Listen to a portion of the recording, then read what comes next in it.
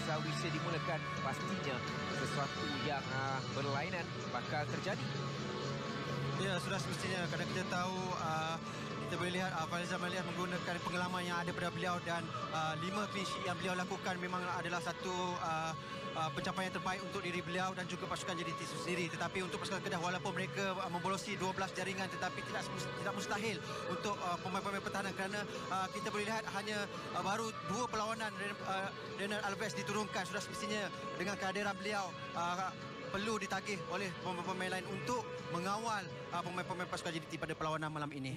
Dalam aksi Liga ketika ini, Cece Kipre sebentar tadi jaring antara penjaring terbanyak untuk Kedah dengan 4 gol. Jadi ini dah pengendali Kedah Aidil Sarin Sahak.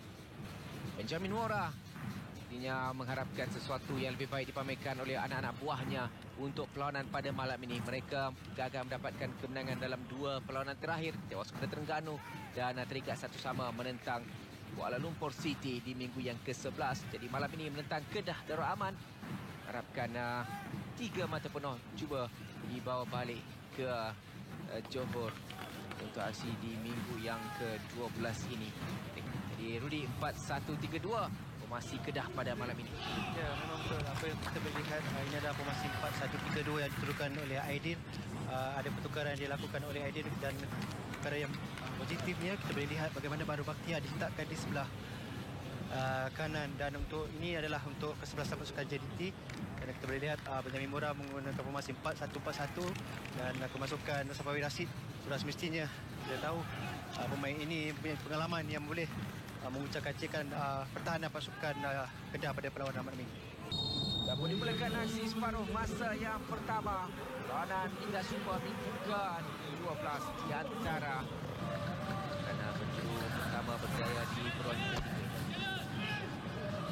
Cuba dilakukan peluang untuk Velasquez dalam kawasan penalti Kedah. 2 pemain cuba mengasah Velasquez. Yang dibantu oleh Afiq Fazayat untuk melakukan tolakan untuk Najib Insam meninggalkan untuk Mauricio. Namun Amirul Isyam berjaya untuk mengekang sakat itu.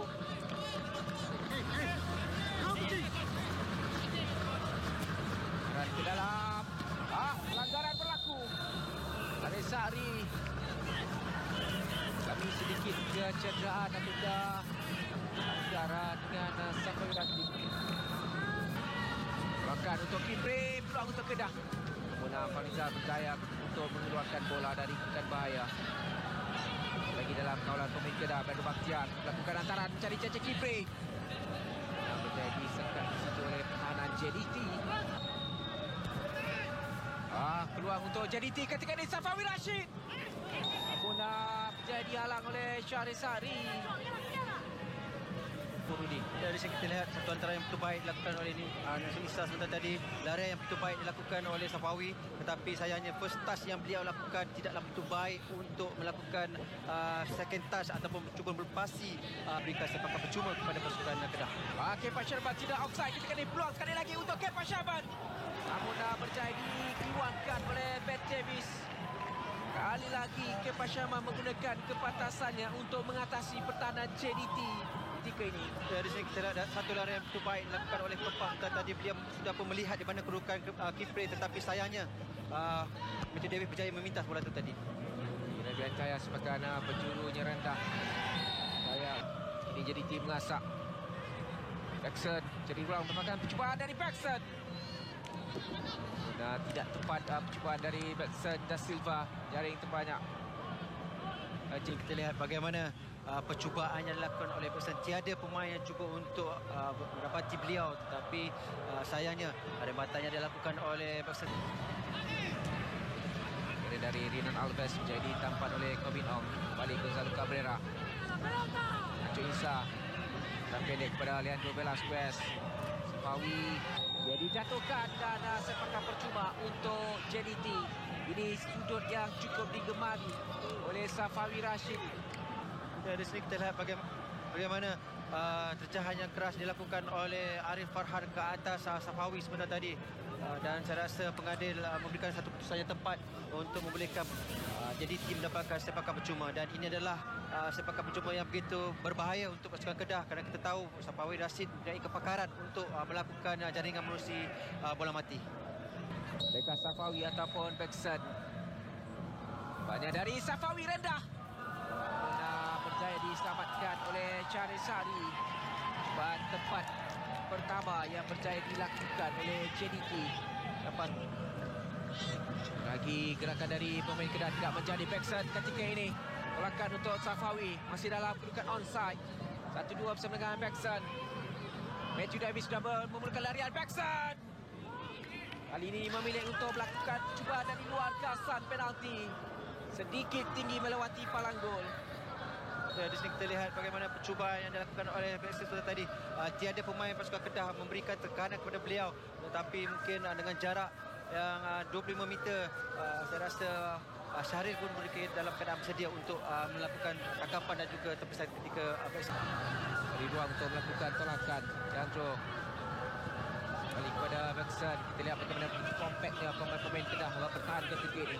Lalu Cabrera jadi ruang untuk Bekson dan Silva dalam kawasan penalti. Masih lagi Bekson.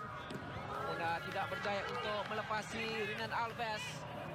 Ada Pawi untuk Leandro. Bekson sudah mengorak langkah untuk melakukan larian. Bekson ketika ini berhadapan dengan Renan Alves. Masih lagi Bekson. Muna sepakannya saya diselamatkan oleh Charisari. Yang beliau lakukan tadi tidak banyak space ataupun ruang yang membolehkan beliau cuba untuk melihat di manakah kedudukan meletakkan bola itu tadi. Bola untuk Kedah ketika ini. Caca Kipre terus melakukan hantaran. Dadaan dilakukan. Muna muncul dadaan dari Corbin Ong berjaya diselamatkan. Berjaya lepas Bekson. Muna sedikit kuat sebenarnya. Dalam untuk Kedah. Calvin.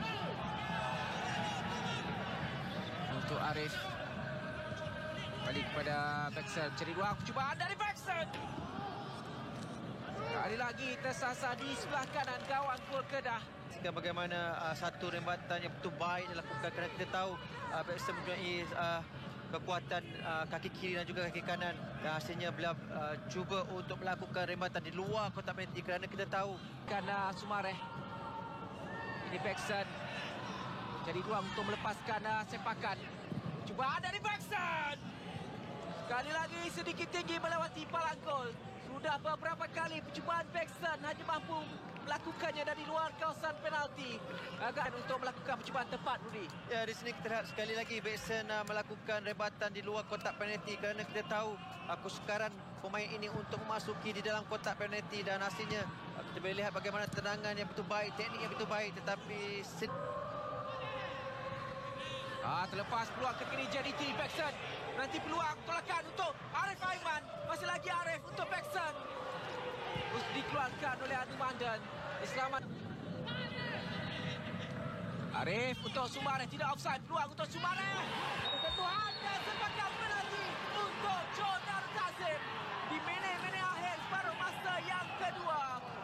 Renan Alves menjatuhkan Mado Sumareh. Sekali lagi apa yang berlaku, Rudi? Ya, di sini kita lihat bagaimana tackle yang dilakukan oleh Renan Alves ke atas Sumareh dan kalau kita melihat bagaimana saya rasa ada kontak yang dilakukan oleh Renan Alves sebentar tadi dan penalti diberikan oleh pasukan JDT. Bekson bukan yang baik ketika ini. Dari Bekson mudah untuk menewaskan Charisari. Jadi 1-0 kedudukan berubah di Stadium Darul Aman. Bekson dan Silva berjaya untuk menyempurnakan sepakan penalti.